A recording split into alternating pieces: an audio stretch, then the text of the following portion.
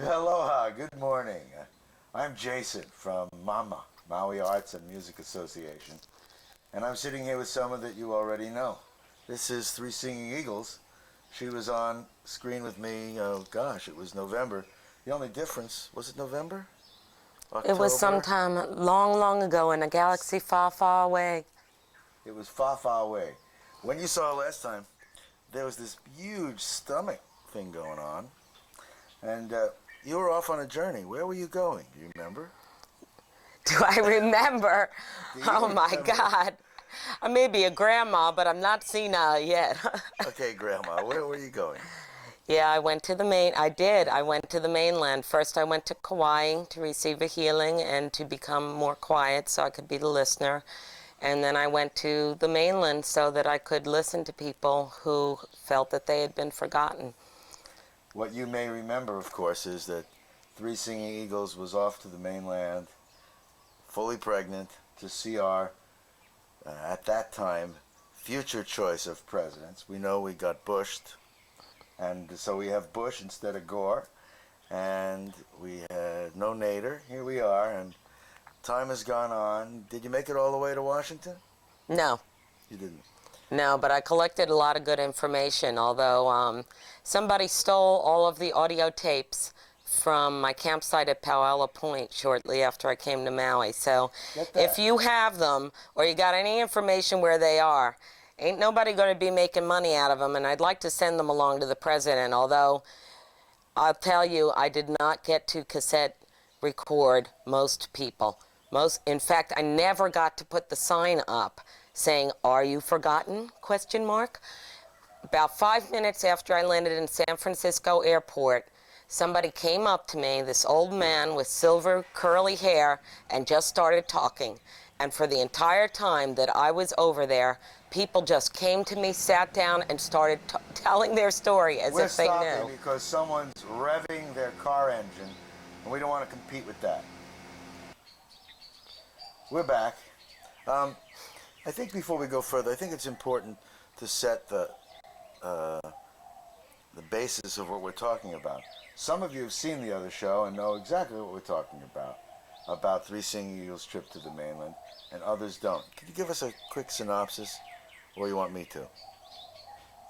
Why don't you give your synopsis, and if I'm not satisfied with it, I'll fill in the blanks. Okay. Okay. We got together to share before you went on a trip. She went on a trip to the mainland with the intention of traveling across the country and speaking with people that felt that they were being forgotten in this country, that they were falling through the cracks, that all this talk of peace and prosperity was wonderful, but their lives were anything but peace and prosperity. And there was no safety net as they were going through the challenges of life and what was happening with our economy and interpersonally in relations with people. And so you went out to share these things in your time of crisis while pregnant, to deliver this message to our new president as, whatever you're doing here, Mr. President, we hope that you consider us an important part of your mix. You may have a tax benefit plan, but what about those that don't pay taxes because they can't find work, etc.? Anyway, is that pretty good synopsis? It pretty much is, although I had no idea the tax plan or even who the president would be at that point. Right. Basically, my feeling was that I was raised that the president, during the 4 years and or 8 years that they are in office, are the theoretical and symbolic father of our nation, and that we are the children, and that there's a whole bunch of us kids that are completely forgotten and neglected, and that should be given the opportunity to tell the parent where the children are neglected and that they're suffering. Once you have that information, you might be able to help. Well, theoretical before, as far as what your journey would be like. So when you got to San Francisco to start the first leg of the journey, immediately you were inundated with people who were talking to you about how they're forgotten. More than forgotten, huh? Mm-hmm. Yeah, I have kept the journal during the journey, of course. And I have the entry from my first time in San Francisco. It is 7:07 a.m. After landing in San Francisco, was sitting near an information booth, resting, had been there no more than 5 minutes, when a tall man with silver curly hair got up from his chair many rows over and sat down across from me, 3 chairs down. The chairs were black vinyl with armrests in rows.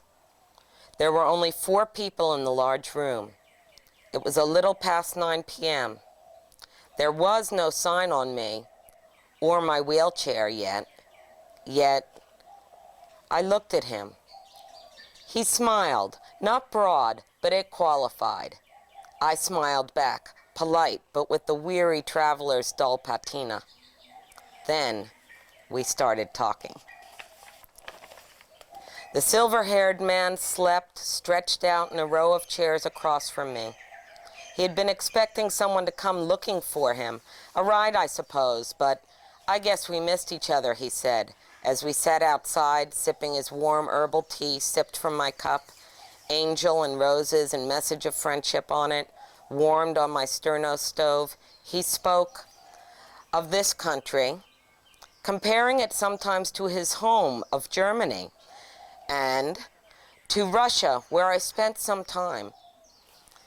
He said that people were overjoyed in Russia to sell 3 potatoes for butter and cheese. They had so little for so long that even the little things were celebrated. Well, you know, as we're doing this, I'm realizing that you have a book here. Not only that, I think we may have talked about it before, but you're a writer. You're a playwright and an author and a poetess. Yeah. A celebrated one, right? Recently as well as over time. These passages are very poetic, and in reading them, a lot comes out of it. In fact, I was thinking, wow, that's really colorful. So I was also thinking that here on television, for you to tell me what's going on would probably be most effective. But you guys are going to have to check into the website. Are you going to put some of this on the website? Yes, today after the shoot, I'll be putting the journal on the website. What is the web address, just so people can check in? This is a web address so that you can check out some of the writings of Three Singing Eagles about her trip and about all kinds of things that have happened even since then. Well, the easy route is to go to angelfire.com and type in Faces of the Moon, and then in their search engine that comes up on their opening page, and then my web page will be at the top of the list. I think there's another Faces of the Moon now that's some kind of Celtic pagan site. Ooh! But anyway, Faces of the Moon, all in capitals, and the first line will be Here Now, and that's my web page. Well, we have another way that's going to be even easier, which I haven't announced to you, which is I think we are going to put a link on the DreamMaui.com site for the Mama TV shows, that when we list your show, we're going to create a link on it so it goes directly to the page that you create as your homepage for this. Also, the address will be at the end of this television show, and as well my P.O. box will be there, because I realize that there are some people who do not have access to a computer. The libraries has a free internet access, but there are people who are actually shut in to their home, who are not able to get out to the library, and I would like everybody to be able to have this information. We also will have the International Declaration of Human Rights and the Patient's Bill of Rights, along with many treaties for human rights that will be posted on the Listener One page. So there's going to be a lot of information there that you might want to tap into. The P.O. Box is P.O. Box 2116, Kihei, Hawaii. You can even add Maui in there, 96753. And you can write care of Singing Angels Productions if you want. Singing Angels Productions, or just put the P.O. Box in. They'll stick it in my box, so to speak. You guys, the Listener One. See, I could tell that when you're doing this, you're assuming that the audience knows what we're talking about. That's Some of right. you That's do. why you're here, to That's remind me that people are not always You aware. guys, also, I think it's important, give your P.O. Box one more time, because statistics will show that only 1% of our planet has a computer. We think it's all important because we're all up to speed on this stuff, maybe. But a lot of people don't have computer and access, and this is an important message. And we'll also have it in the credits, the opening and the closing credits. But it is P.O. Box 2116, Kihei, Hawaii, 96753. They're going to see it right in front of this screen right now. It'll be scrolling, scrolling, scrolling. La, la, la, la, la. Okay. The listener. The listener. She was going to listen to everyone's story. This was your first meeting in San Francisco. Yeah. But yet you had lots and lots of people talking. What kind of messages did you hear? What were people talking about? There's some very, very interesting things going on this planet. There are a lot of people that are forgotten in very many ways.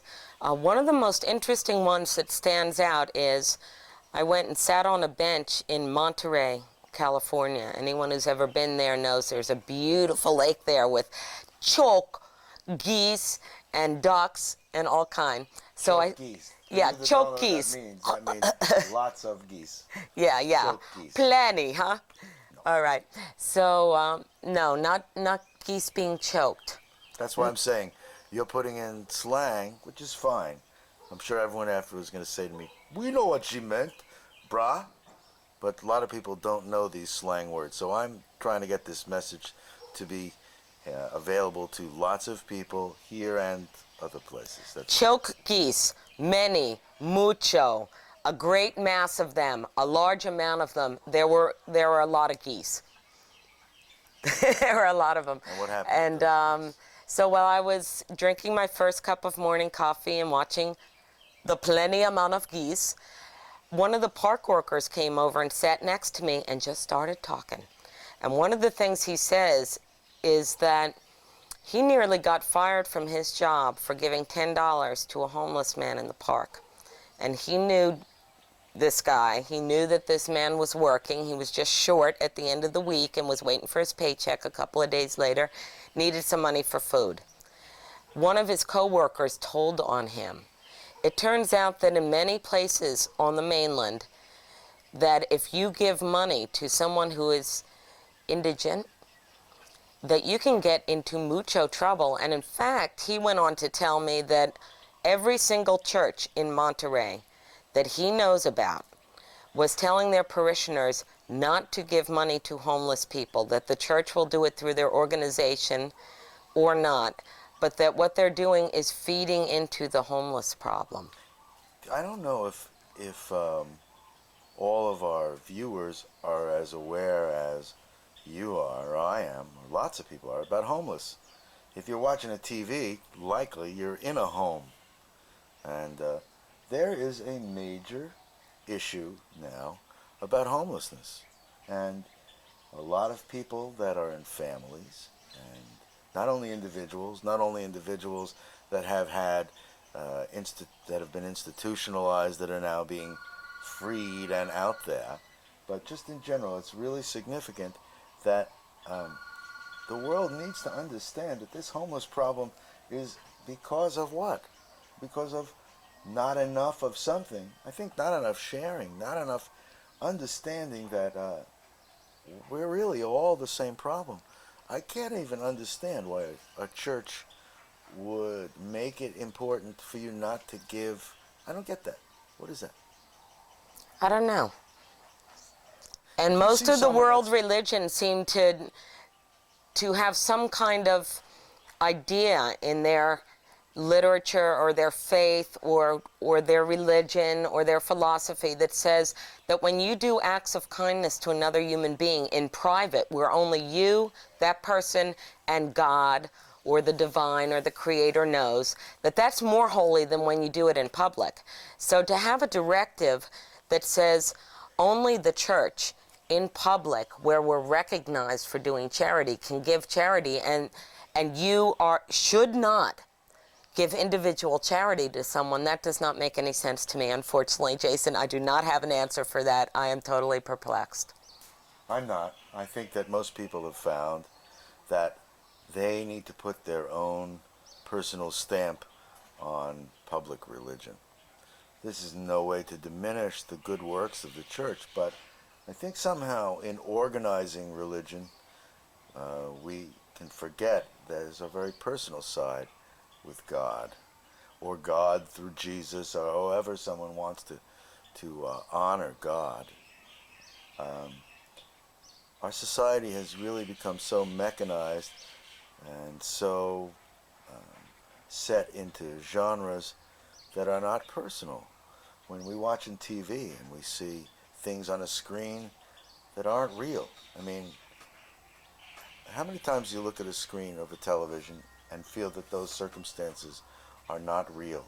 And yet, they become, for many people, the ideal of how they choose to live. And those role models are there. I don't really even know how to put it. It's a society has started looking through screens like you're doing here, instead of being up close and personal about things. When I see someone that's hurting, I try my best to stop and help. And I know you do.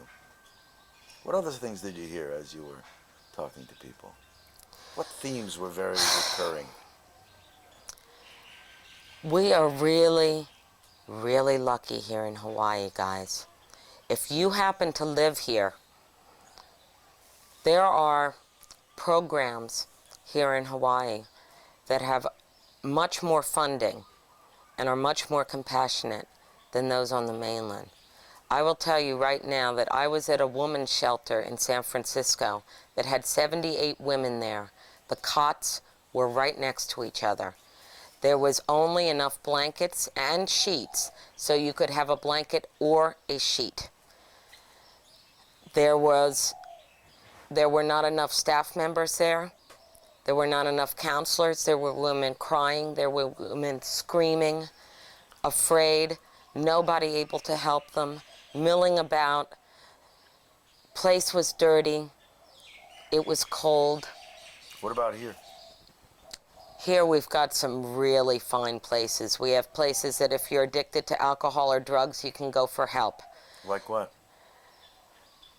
Well, first of all, we have a lot of AA and NA meetings, which are 12-step programs where you can really find some support. And whether or not, you know, you mentioned the word God. That's different than the mainland. Okay.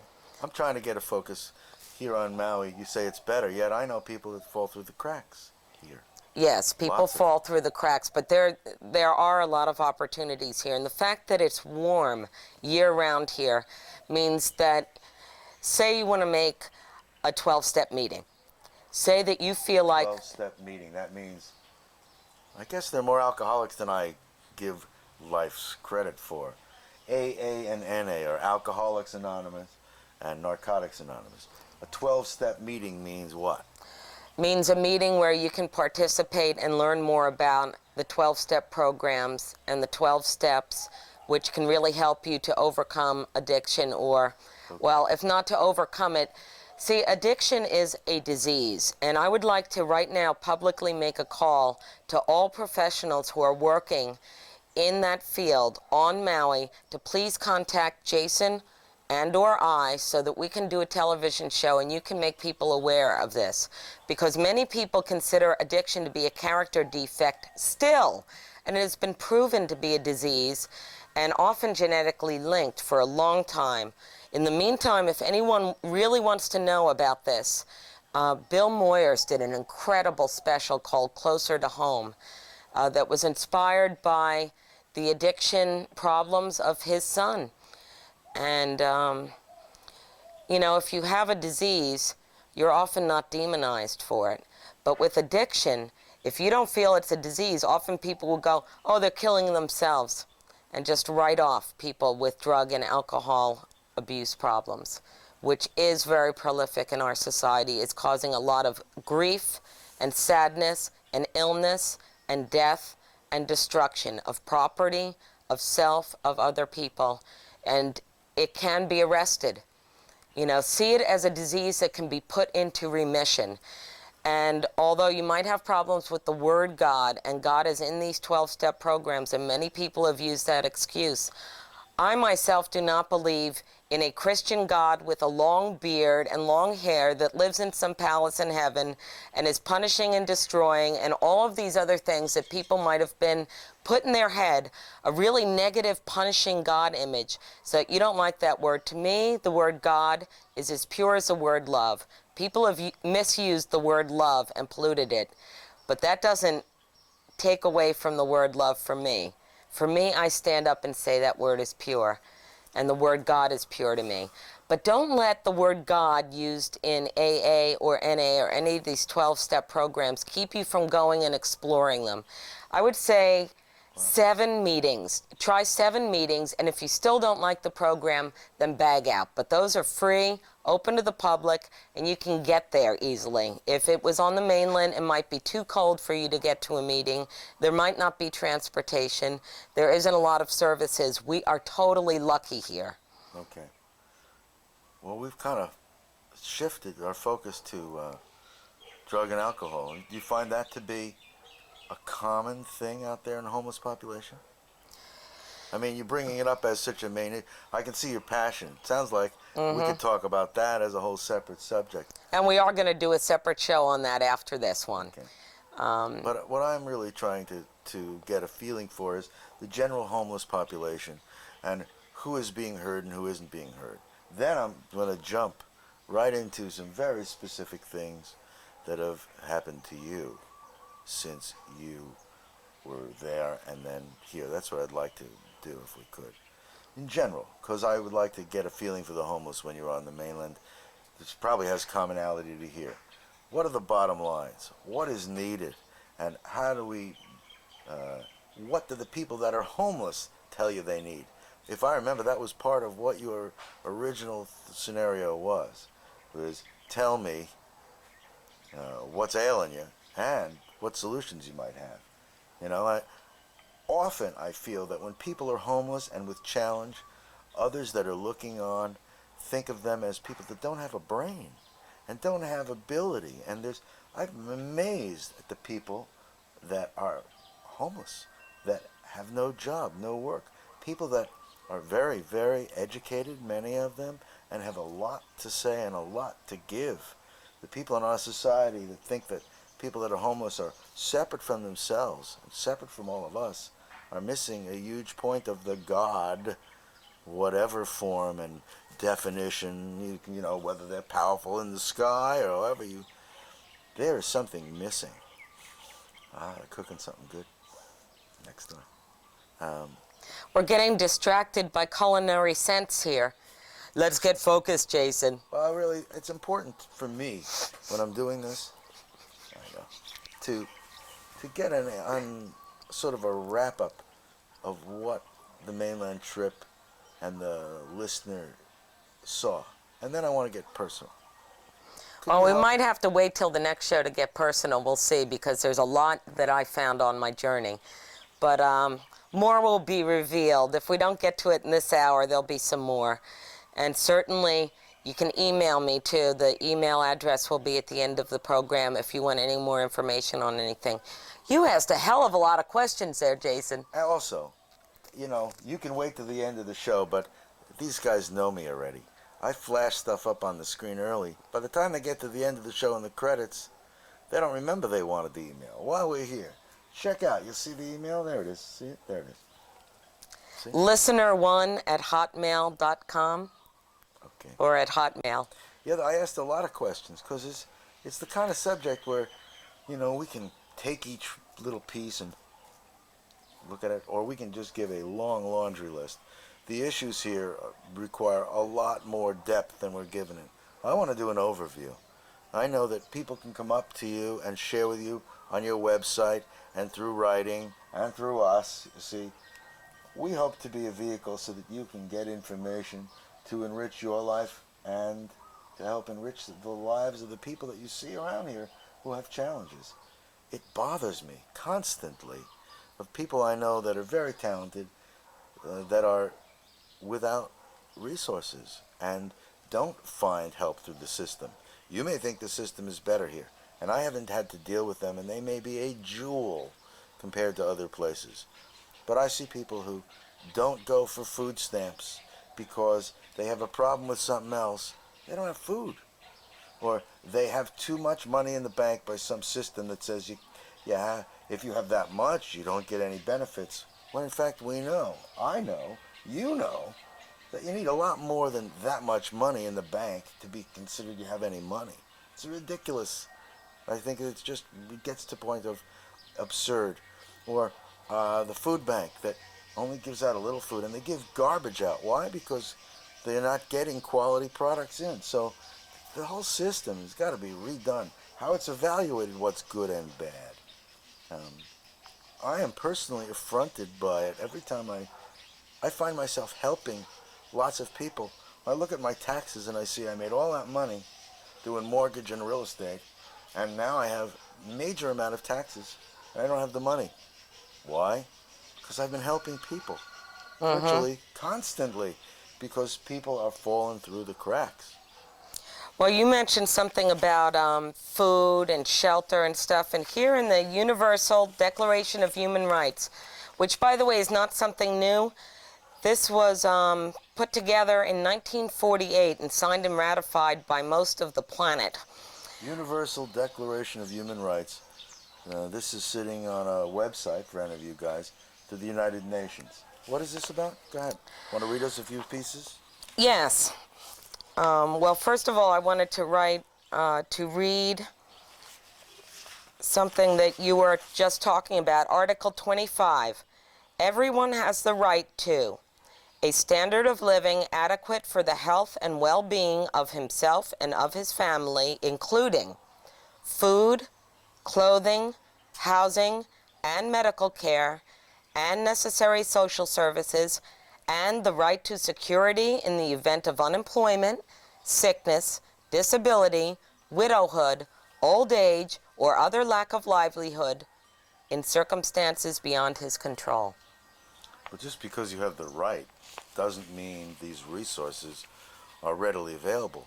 A lot of people hold on to their own personal resources, and they're buying and putting themselves behind walls, and they're isolating themselves from others. There's the us and them syndrome that seems so prevalent. So you have the right. Now that you have the right, now what? There's also other civil rights and human rights that are in here, and also in the Patient's Bill of Rights that you have medically, that are causing a lot of complexity in this. First of all, we've got welfare reform, which basically means you're kicked off of welfare in a certain period of time. So that right is gone. We also have privacy, the right to a certain amount of privacy.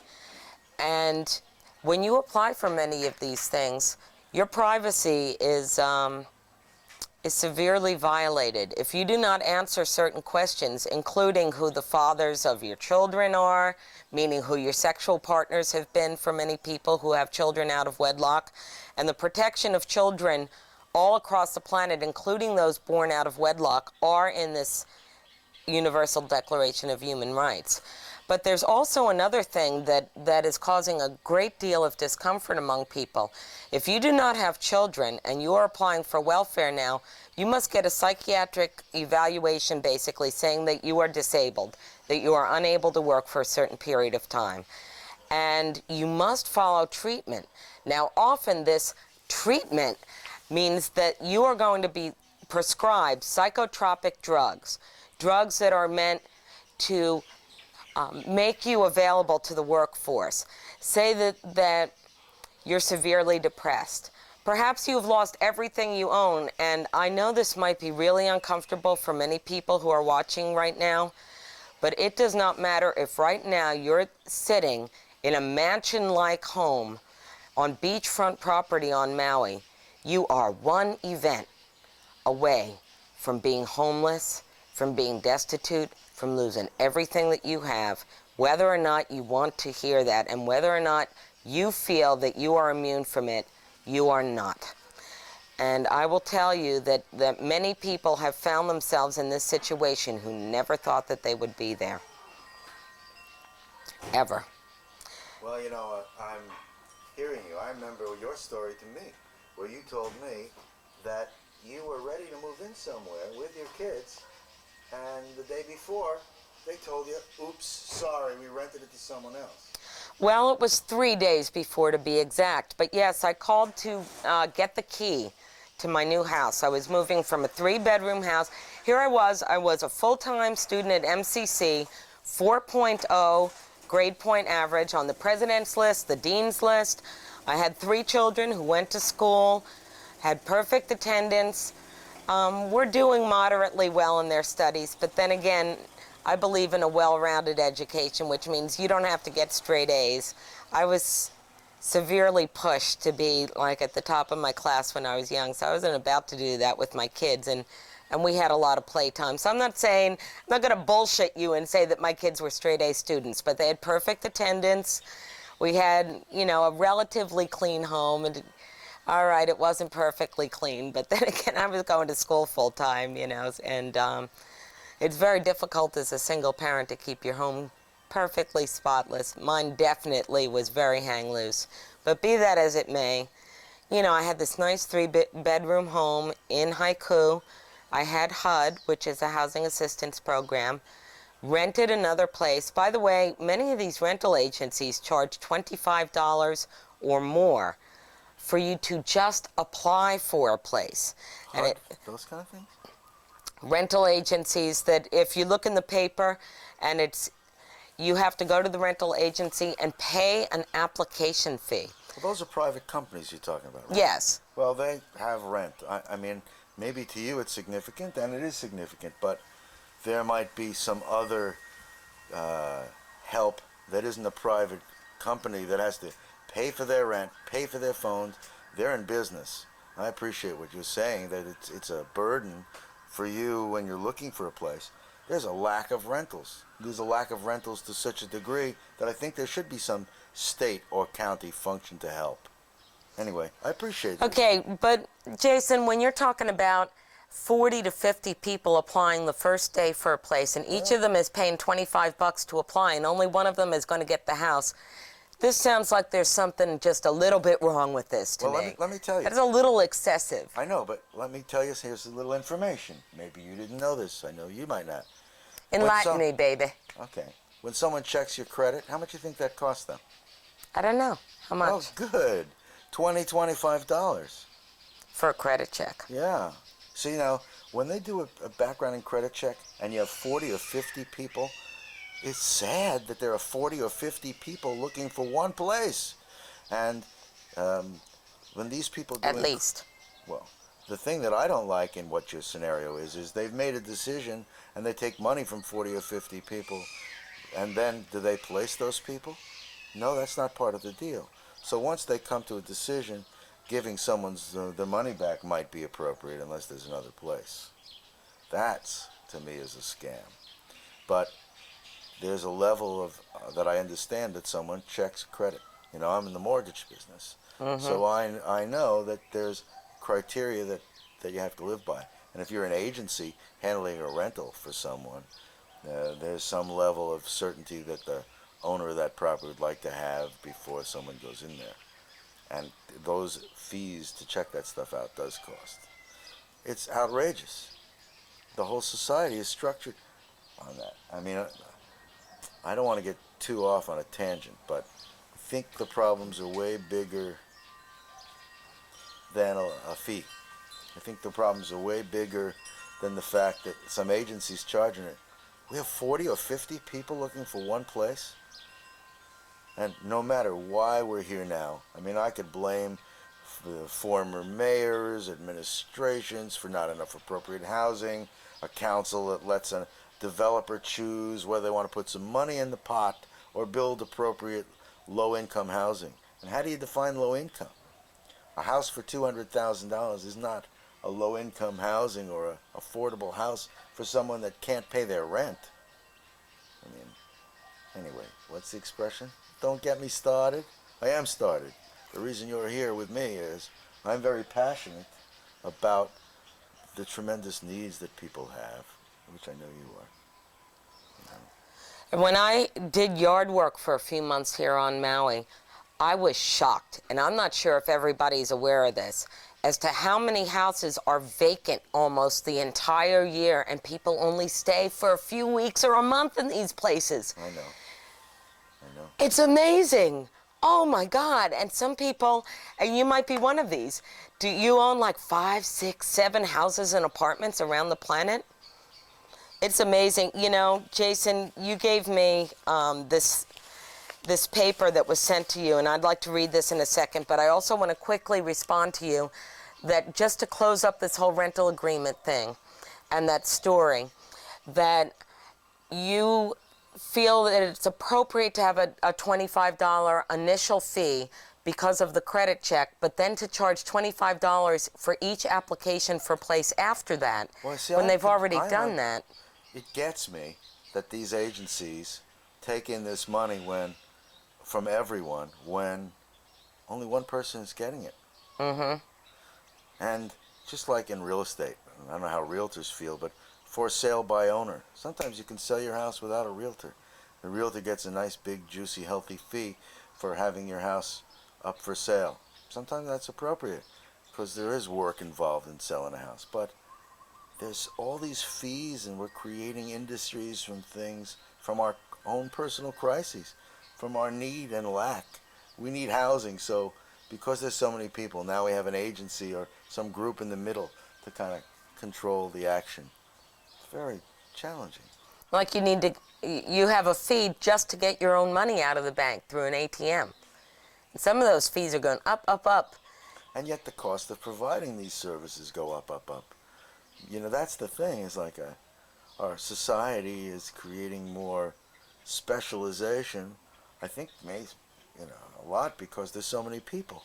If we don't specialize, then we'll have lots of people that are trying to compete for the same thing. So if we keep specializing,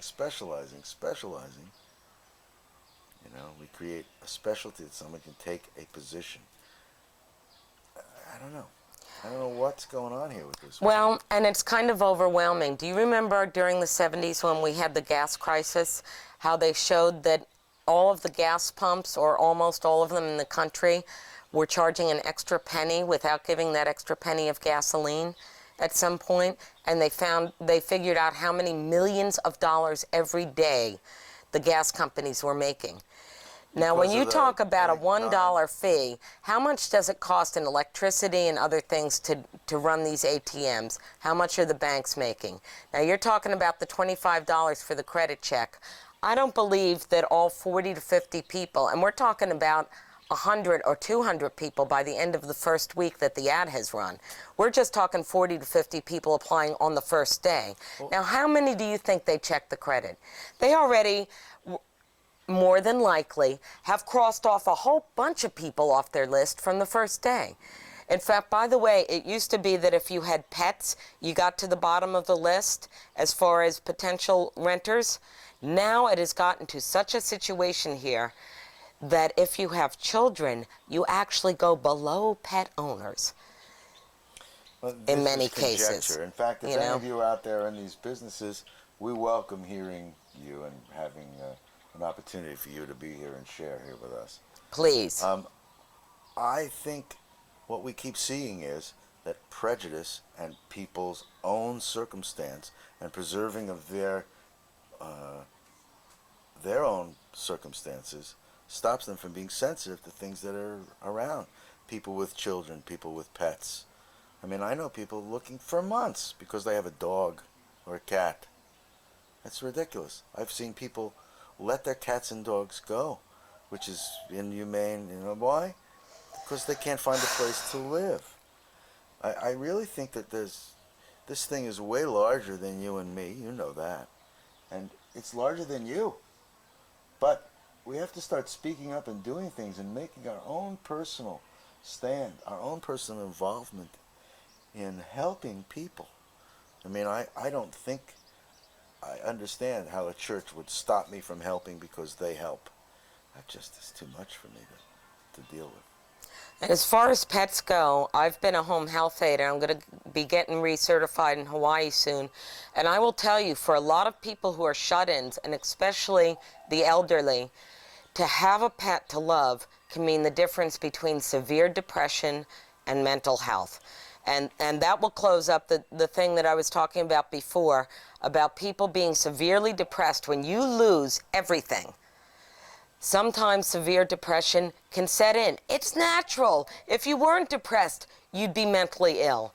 And now these people need a little help for a few months. The only way they're going to get it is to be evaluated by a psychiatrist. The psychiatrist says, you're severely depressed. Well, no, duh. You've just lost everything you owned. You're living on the street. You have no money. You're applying for welfare, which you never thought you were going to in your life. Yes, you're depressed. That's natural. Oh, let me give you some medication. And often these medications, as we well know, once you start them, you're on them for life, or else you can be really screwed up. We saw it on TV when we were just watching. Last evening we were watching TV, and there's drugs like Paxil. You know, Paxil, because you're depressed. They put you on drugs, and they read the list of side effects, and you wonder how they could be offering at all this kind of a product, because people are depressed. Do we handle things in society to lower our depression, to give us a more natural route out? How many people on TV are drinking? Remember, they made this big thing about smoking on TV. What about drinking on TV? When we look at statistics and we see people in our own community, very close people that we know, that are being killed through abuse of alcohol, that they themselves do. But they're encouraged. There's all these bars, there's all the things that are encouraging it. Things are out of control, I mean, in my way of thinking. When I first became sober and stopped drinking about 8 or 9 years ago, or at least worked towards it, and I've had stretches of sobriety, and I've had times that I have lapsed. And I started becoming immediately aware, because I was watching this one soap opera, about how many scenes in the soap opera people are drinking. They either got a glass right in their hand or alcohol in the room all over the place.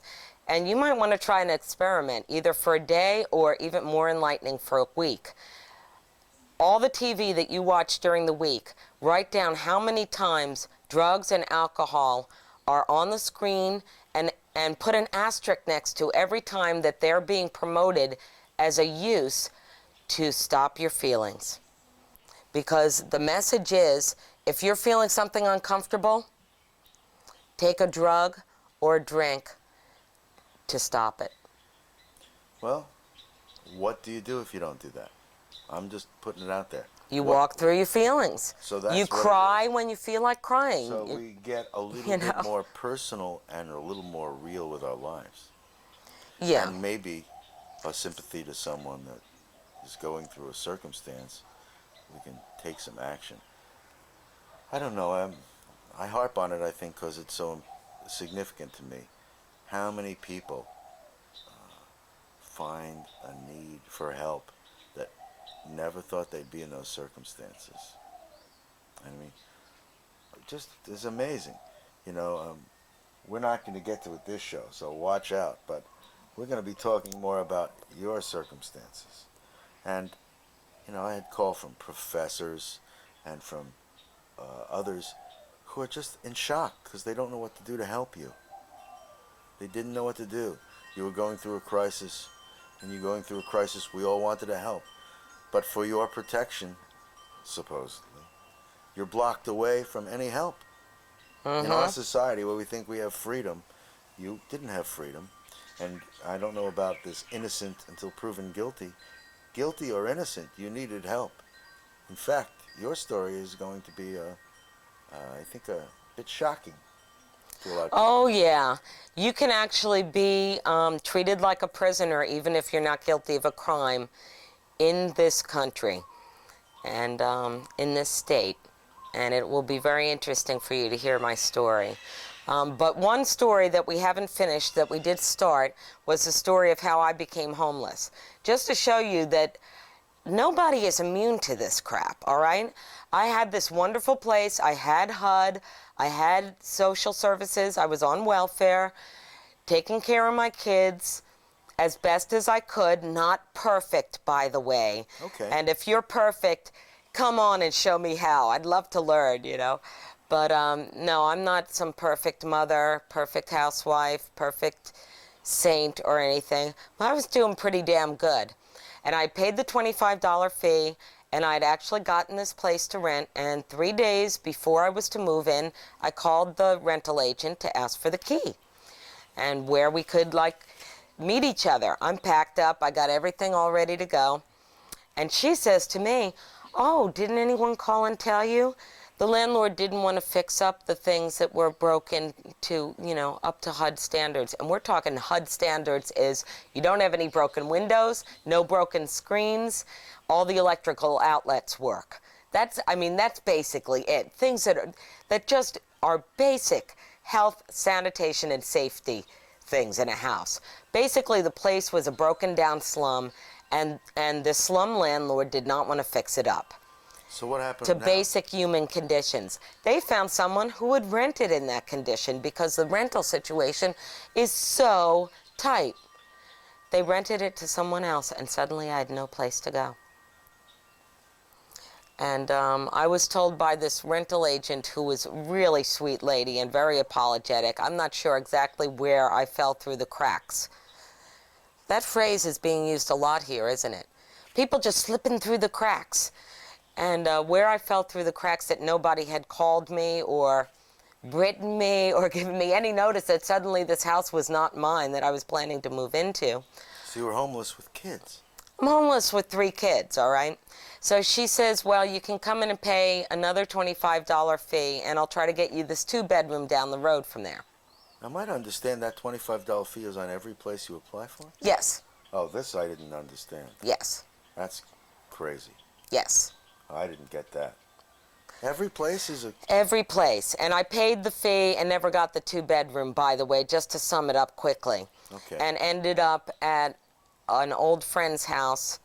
And anyone who's ever stayed with friends knows that it can be quite a nightmare.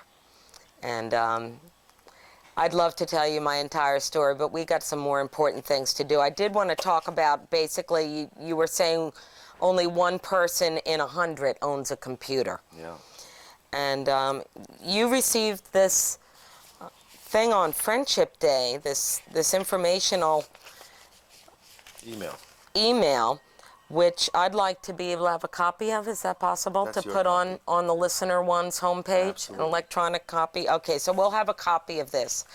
And it's a lot longer than this, but this was something kind of interesting that we're just like everybody listening right now. If you're listening to this, you probably have a TV. I doubt very much if you're like in a bar or a restaurant watching this on their TV. Probably if you're in a bar or a restaurant, there's going to be ESPN on. So if you're watching public access right now, it's more than likely you have a home and a television, or at least you've got some good buddies that have a home and a TV.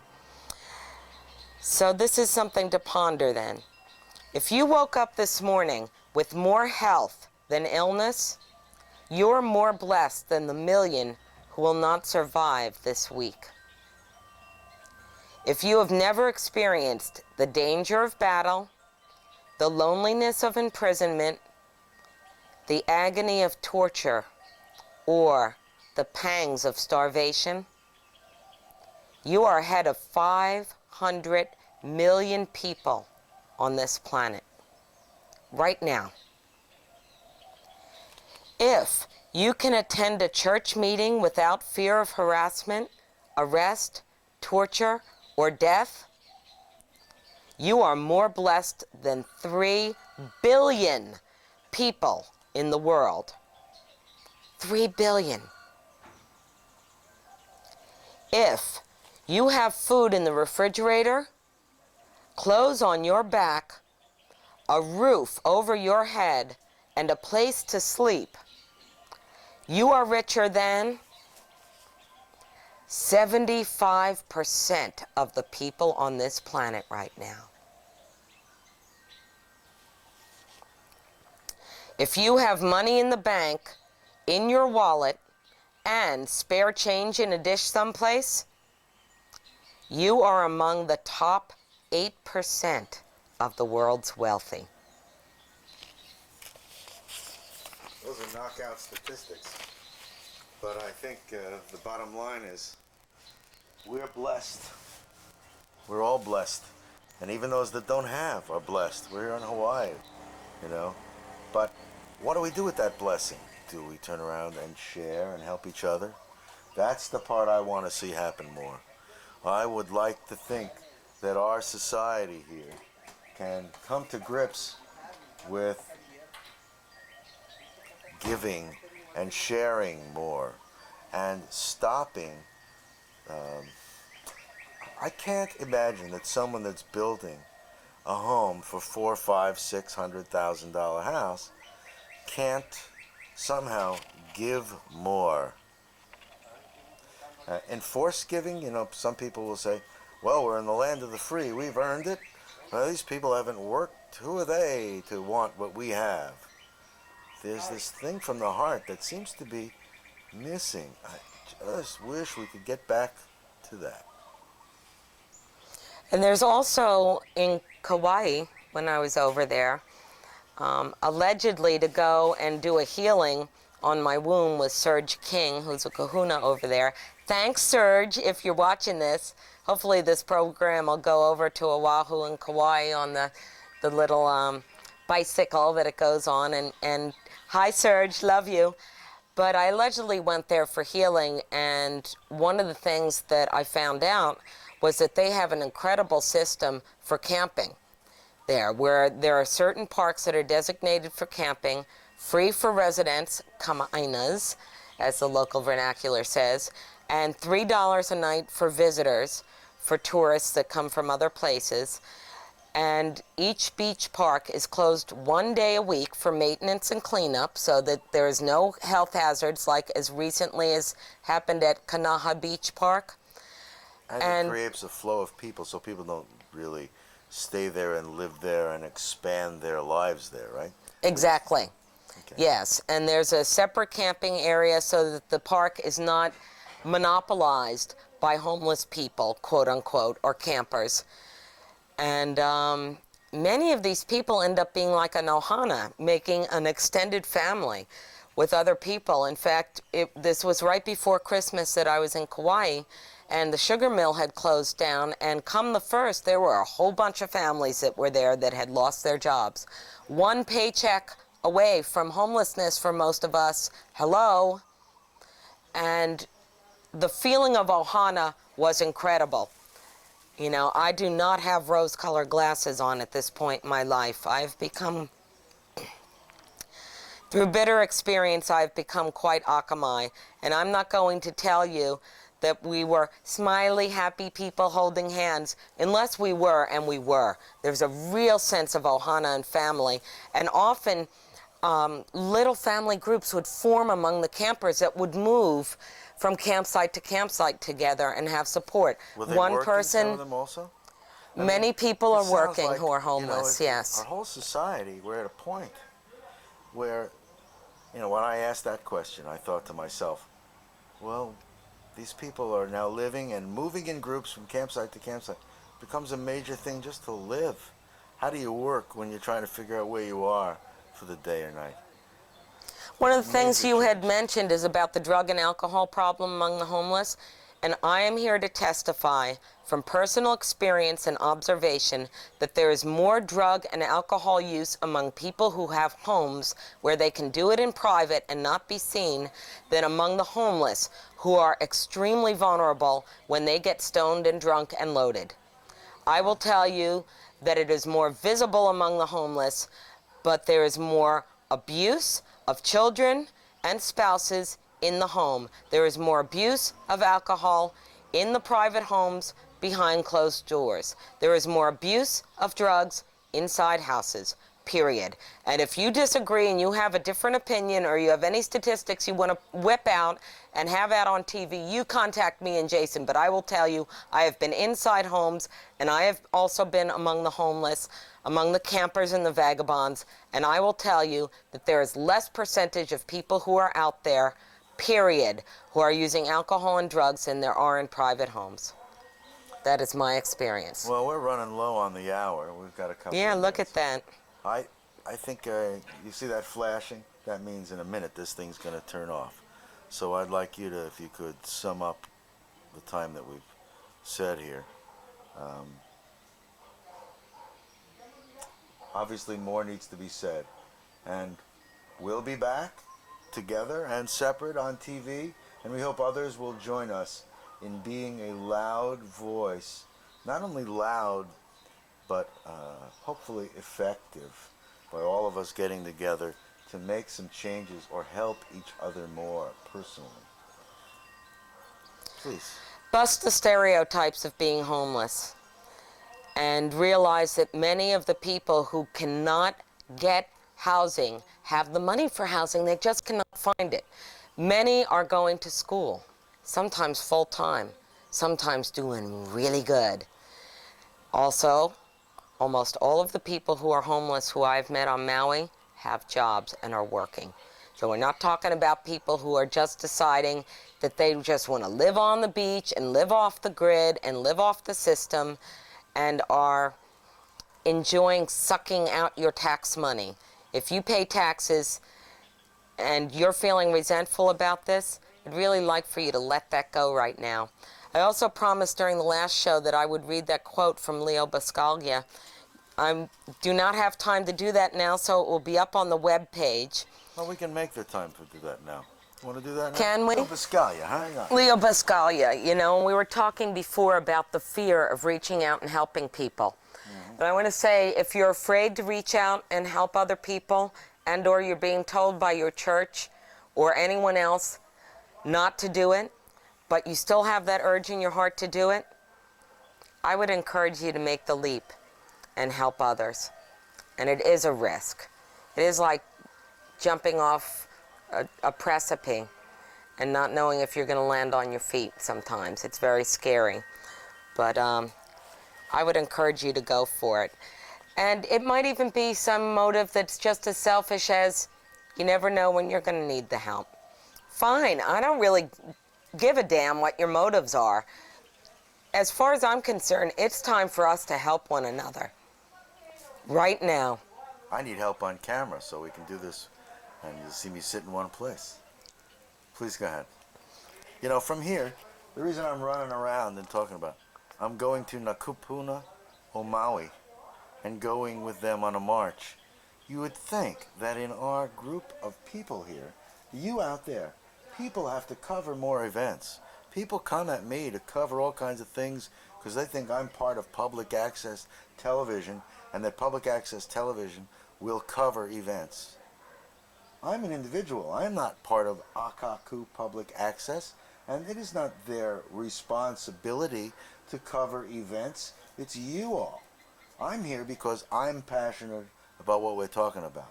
So I'm going to take a little more time, and I really want to not break away from what we're doing. I'm going to have to in just a little bit by my circumstance. So please appreciate that, okay? All right, well, since Jason brought it up, both Jason and I are certified producers at Public Access. That means that if anyone watching this show has footage, and I know a lot of people have video cameras now, whether it's half-inch or digital, we can put it on the air. You do not have to go through the training at Akaku to get your footage on the air. So right now, even if you're not a producer at Akaku, if you've not been through any professional video training, if you have footage of an event in the community or anything else that you believe ought to be on public access, if you want to set up the camera and talk about things like I'm doing right now and share your mana'o and give your opinion, which, by the way, everything said in this show is my opinion. I own it. It's not necessarily the truth in any form or another. It's my personal truth. Get out of it what you want. Leave the rest. You don't have to swallow everything I'm saying. This is my opinion. And if you want your opinion here, all you got to do is videotape yourself, have someone else videotape you, videotape events around the community. There's not just a couple of us that have to hold this torch and run through the community. But I know for one, if you want to send your footage to me and have me sponsor your footage, and probably Jason will too, I'm not going to speak for him, but Knowing Jason, he probably will too. All we got to do is Jason fill has out been. the forms, sign it, and get your footage on. We don't have to go and videotape every event. You can do it, and we can get it on as producers. And in that, we should also acknowledge Akaku and people at Akaku that work there have put together Maui County News, and so they're looking for coverage of events. So please, you can call Akaku as well. Tom Blackburn Rodriguez is there with Andrea Dean on screen, and there's a whole full crew now that's putting weekly news, but there's a lot more that needs to be covered. Why am I running out to cover something? Why? Because we're going to do some in-depth interviews with people. People want to know. I keep thinking that it's lack of awareness that creates the big problem. So that's what this is. This is our little hit of awareness. I'm just shocked. This issue that we're talking about needs a lot more conversation and action than it's getting. Anyway, why don't you give us Leo Biscaglia? Leo Biscaglia? I think that's how you pronounce it. Where's he from? Biscaglia? Biscaglia. If you know how to properly pronounce Leo's last name, please contact me. Biscaglia. I'm sure that Leo would forgive Okay. as long as we get this on. But I did want to quickly close up what you just said, too. Yes, that's a good point. At Akaku, this new news program and many other programs that are done in the studio also have a way, if you do not have a camera or access to a camera, for you to come on in and say your opinion. There's also Speak Out Saturdays, and those are advertised in the newspapers, even the local weeklies, which are free, so you don't have to buy a Maui News to receive the information that it's coming up. You can call Akaku and they will tell you when the Speak Out Saturday is happening. Now, I believe at this point there's a sign-up sheet, and often there's so many people that want to speak out that it gets filled up really quickly. So call Akaku. I think you can visit their website as well. The number's in the phone book. Make use of it. 871-5554. 871-5554. Akaku is akaku.org. Anyway, we're getting off course because we can go on for a long time, and I need to go up and see the kapuna because there's yet another thing that has to be covered. Yes, the elders have quite a lot to speak about that can give us a great deal of enlightenment. And I do encourage everybody to listen to the kapunas and listen to the elders. Our society has kind of degenerated a little that we want to shove many of our elders away and not look at them. But being able to look and to listen is very worthy endeavor. Don't you think so, Jason? I do.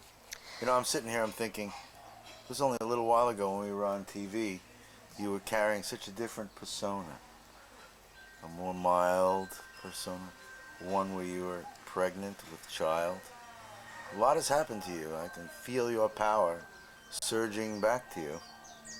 You were powerful then, but you were really on a very delicate road. Your whole circumstance, like I say, needs a lot more personal attention here in this media. And we'll get to it. Please, let's hear about Leo, or Leo's quote, okay? Yes, my eyes have changed, and they've seen some incredible things, and I've become a lot more of a firebrand. This is true. All right, so basically what we were speaking about in the last show, and hopefully we'll be able to repeat that as well for people who have not seen it, maybe even adjacent to this show and before it. But if you haven't, again, you can contact us, and we can try to find a way to make a copy available to you, or I will, at least, if you really need it. Okay. Okay. But one of the things that we were speaking about was the walls that we build between each other and our fear. And a lot of it has come from our culture, just as we were speaking about being able to cry, and the culture saying, big girls don't cry, and big boys definitely don't cry. They don't even think of crying. Whereas tears are very healing, and science has indeed proven that emotional tears are completely different in chemical composition from tears caused by irritants such as dust and onions and black pepper in the air. And so that emotional tears are filled with toxins, and it's a physical as well as emotional cleansing every time you cry. So when Grandma, our ancient kapunas, used to say, have a good cry, come here, lean on my shoulder and cry, it's good for you. Grandma was right, and scientists have proven it now. Good idea to listen to the kapuna, huh? Scientists might prove the kapunas as being very wise in the future for you who are scientifically minded. All right, let's get to Leo, yes? Our culture is constantly teaching us to be suspicious, not to trust, not to believe, to be afraid of everything. What we're doing is we're building higher and higher and higher walls to protect us from each other. I don't ever want to be protected from you. I want to just dive right in the middle of you. I want to experience you. I don't want to be protected from you. I'll trust. And if there are one or two of you who smack me along the way, that's okay. But I don't want to miss you. Never. That scares me most. But our culture keeps telling us these things. The person next to you can't be trusted. We don't even know our neighbors. And that's a shame. Because what are we doing? We're telling our children also that they must not trust. And we're becoming more and more separated from each other. It's time we start to build little bridges. Thank you, Leo. And one last quote also that I want to close with, which will also be on the webpage along with Leo's quote that I just read. This is at the tail end of that email that talked about how blessed you might be if you actually have a roof over your head, clothing, food, etc. Someone once said, what goes around comes around. Work like you don't need the money. Love like you've never been hurt. Dance like nobody's watching. Sing like nobody's listening. Live like it's heaven on earth.